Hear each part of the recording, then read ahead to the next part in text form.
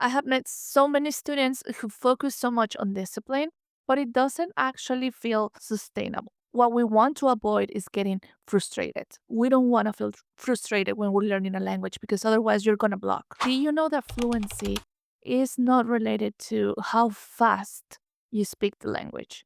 It's about how comfortable you feel when you speak the language. A lot of people think that if you're fluent, that means that you can speak very fast in the language. But it's not about that. It's about how comfortable you feel when you are speaking the language. Hola amigos, soy Dania. Welcome back to Spanish 55. I am here to talk about something that I think a lot of us have wondered when we're learning a new language.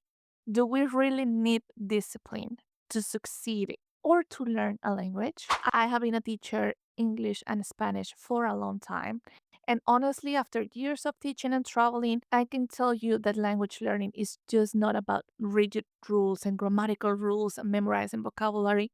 Guys, it's not about that at all. Y hablemos del mito de la disciplina, the myth of discipline. When I started learning English, of course, we did like the classic method at school.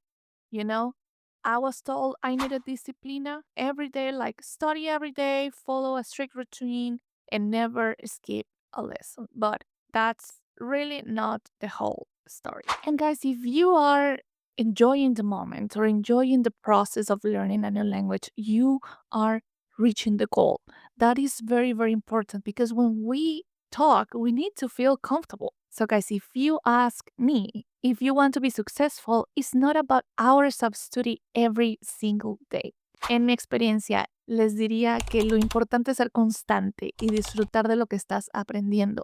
Keep it fun, make it part of your day in a way that feels natural. Entonces hablemos del poder de la estamina y de la consistencia. If discipline isn't the whole picture, what is left? Resistance, and that's the real game changer. When I first started learning languages myself, I will sometimes feel like I wasn't making any progress. One day I was just like, I want to learn all the vocabulary of the world. I want to learn all the words in English. And I grabbed a dictionary and I started learning every single word that was in there. Of course, it didn't work at all because I was just like trying to get to the finish line quickly. And it's not about that, it's about the journey. Most of the words that I know right now, I learned them through conversation, I learned them through reading, I learned them in so many different ways than just seeing the word and repeating it to myself. You don't have to overload yourself with a bunch of words. That is not the way that is going to happen. Did you know that we can only learn 7 words a day and you're probably trying to learn 30? It's not about perfection. It's not about knowing it all in one day. It's about how comfortable you feel every day with what you learned on that day. So why you need a goal and not just discipline? ¿Por qué necesitamos una meta? Why is having a goal so important? And this is something that I always tell my students.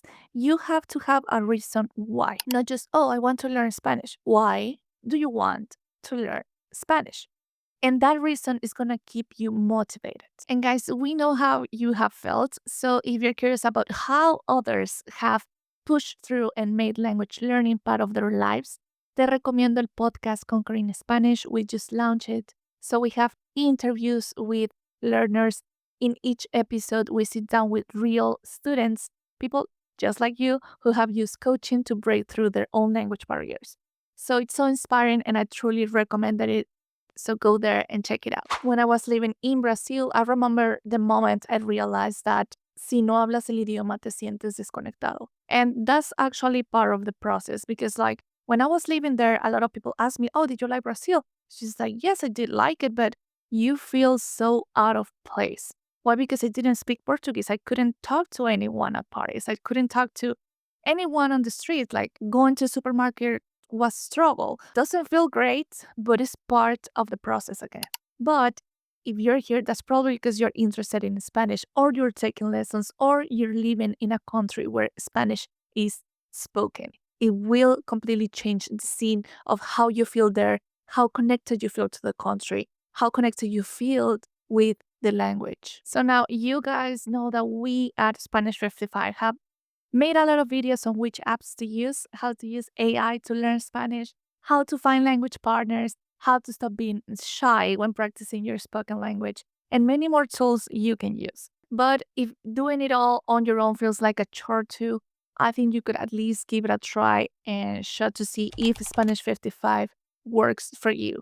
There are real people, real teachers who can guide you based on what you need without all the pressure of doing it on your own all the time. I'm going to leave you the link in the description, so go check it out. And I just mentioned a bunch of videos, so if you would like to watch those videos, I'm going to leave them in the description. Finally, let me tell you about the best part of the language learning. When you learn a language, it's not just about being able to communicate, it's about conectar con las personas y entender su cultura in a way that it would be impossible if you were just learning through a textbook.